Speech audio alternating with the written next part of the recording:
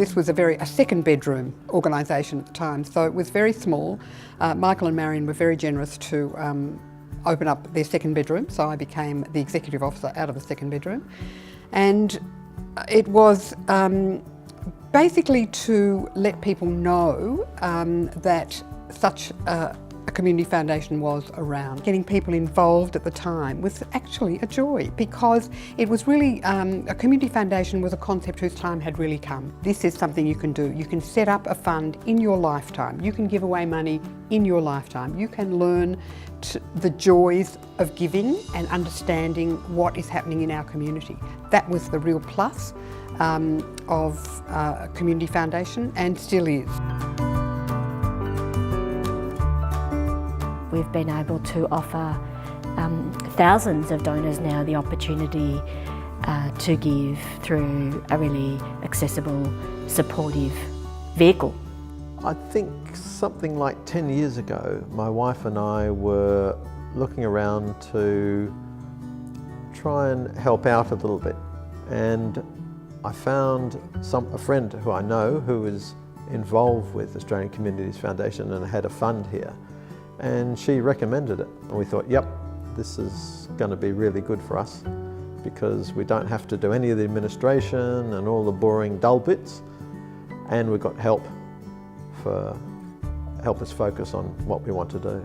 When we first met with ACF around the needs of disadvantaged students and trying to do something more sustainable about homework clubs, we really came to them saying that we really need some support in someone taking some leadership, because as an NGO supporting the clubs, we felt it was really important that the philanthropic organisations and donors were very consistent about the way they funded. So we were really pleased that ACF took that leadership role and actually brought together a key group of philanthropic organisations that were funding clubs to actually do it in a much more sustainable, strategic and collaborative manner.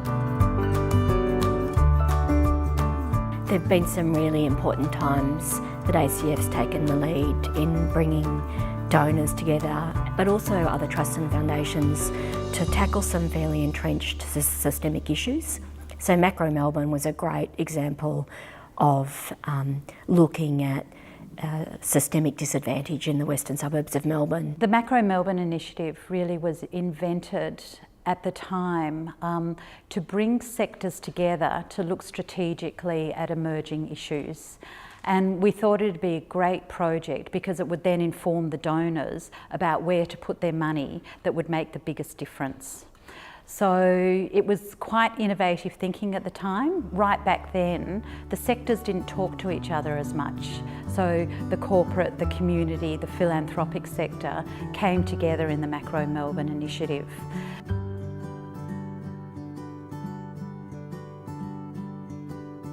I keep coming back to that. I think the things that make community foundations unique within the broad philanthropic sector is our ability to leverage collaboration, whether it's internally with groups of donors or whether it's externally with our grantees, or whether it's with other trusts and foundations. So when we came to the Australian Communities Foundation, we already had a plan for a national program that would go over 2 years.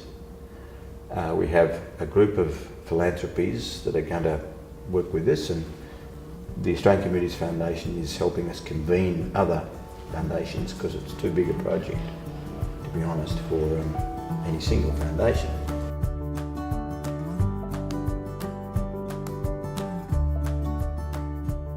The other thing that makes ACF unique is our really strong history in accessible philanthropy.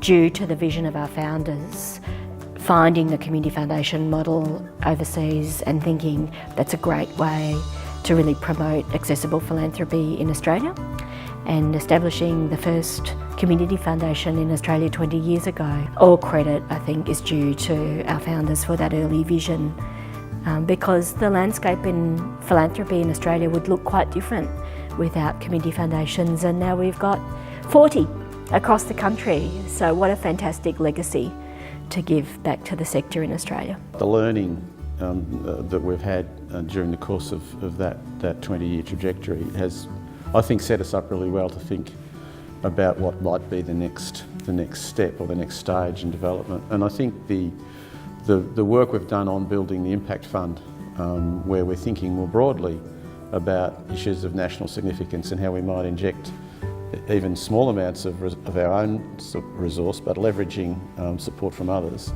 to really get engaged in the sort of policy debates at a nationally significant level. That is an exciting prospect, I think. So from if you like, small things, big things grow. I do think community foundations are nothing without our donors, so I think it's really important to stop at our 20-year anniversary and take a moment to thank our donors for trusting us, for coming on the journey with us, for inspiring us. So thank you.